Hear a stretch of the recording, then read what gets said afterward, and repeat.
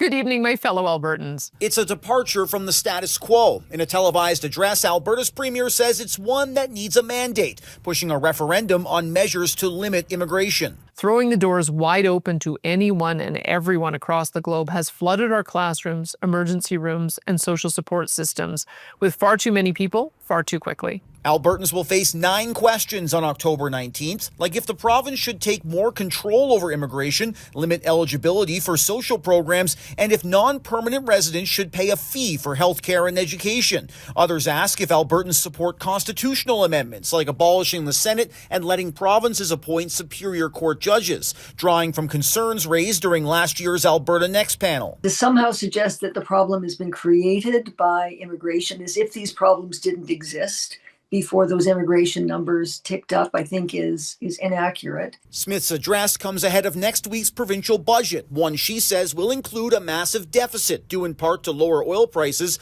but won't include drastic cuts to social services. We will instead be cutting unnecessary bureaucracy, improving efficiencies in program delivery, and prioritizing needs before wants as much as possible. To deal with the deficits, the Premier says Alberta will double oil and gas production by 2035 and build a new coastal pipeline, while also curbing what she calls out-of-control immigration, blaming Trudeau-era policies. At what point does this Premier start looking in the mirror and making the hard decisions that are within her control to turn the corner on these difficult budget choices? Setting the stage for Albertans to decide, judgment the Premier says she trusts. I know that as a province, we will thoughtfully ponder, debate, and ultimately come to a wise decision on these questions. The address was pre-recorded and during paid commercial time. The Premier plans to hold a press conference about it on Friday morning. So does the opposition NDP. The budget, meanwhile, will be tabled on February 26th. Adam McVicker, Global News.